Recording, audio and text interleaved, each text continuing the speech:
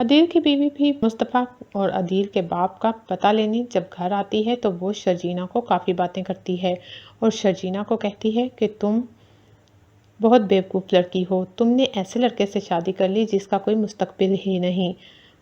آخر کو تم رہی وہی ٹیپیکل سی لڑکی جو اپنی روایتوں اور عزت کی خاطر اپنی جان بھی دے دیتی ہے۔ اگر تمہیں ذرا بھی عقل ہوتی تو تم عدیل کے ساتھ شادی نہ ہونے پر اپنی زندگی کو یوں اور اپنی قسمت کو یوں نہ پھوڑتی۔ کیا تم نہیں جانتی کہ مصطفیٰ کوئی کام نہیں کرتا اور گھر میں نکما سمجھا جاتا ہے؟ شرجینہ کہتی ہے ایسی باتیں مت کرو، وہ میرا شوہر ہے اور میں اس کی بہت عزت کرتی ہوں اور کسی اور کے منہ سے اپنے شوہر کے بارے میں ایسی کوئی بات میں برداشت نہیں کروں گی۔ رباب زور زور سے تالیاں بجانے لگتی ہے اور کہتی ہے واہ، میں تو تمہاری ٹپیکل سوچ سے بہت خوش ہوئی۔ ٹھیک ہے، تم کرتی رہو اپنے شوہر کی عزت اور اپنے شوہر کی پوجا، میں تو یہاں سے چلی۔ وہ یہ کہہ کر وہاں سے چلی جاتی ہے اور شرجینہ جلتی رہتی ہے کہ یہ یہاں پتہ نہیں کیا کرنے آ جاتی ہے اور مجھے باتیں سناتی ہے۔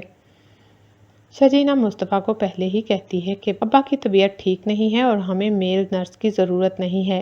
مصطفیٰ بات بھی کرتا ہے لیکن اس کی گھر میں سنتا ہی کون ہے۔ مصطفیٰ کے ابا تو پہلے ہی بیمار ہیں اور وہ اب سب کی ہاں میں ہاں ملا دیتے ہیں، جبکہ مصطفیٰ کی ماں مصطفیٰ کو نکما سمجھتی ہے اور عدیل کی بہت تعریفیں کرتی رہتی ہیں اور وہ کہتی ہیں کہ اگر عدیل نہ ہوتا تو کسی صورت بھی اس کے باپ کا علاج ممکن نہیں تھا۔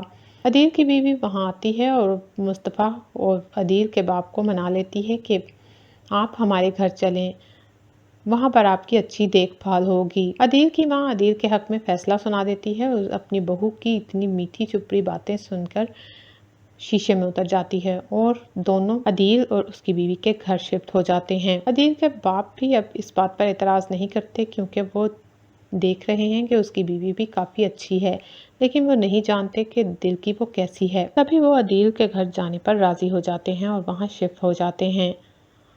جو ہی وہ عدیل کے گھر شفٹ ہوتے ہیں تو ایک دو دن بعد ہی عدیل کی بیوی کی اصلیت ان کے سامنے آنے لگتی ہے۔ وہ ان کی بالکل بھی پرواہ نہیں کرتی اور ان کا حال بھی نہیں پوچھتی، عدیل کے ساتھ آتی ہے اور واپس چلی جاتی ہے۔ اس کے علاوہ وہ ان کے کمرے میں جھانک کر بھی نہیں دیکھتی، جبکہ شرجینہ تو ان کی بہت خدمت کرتی تھی۔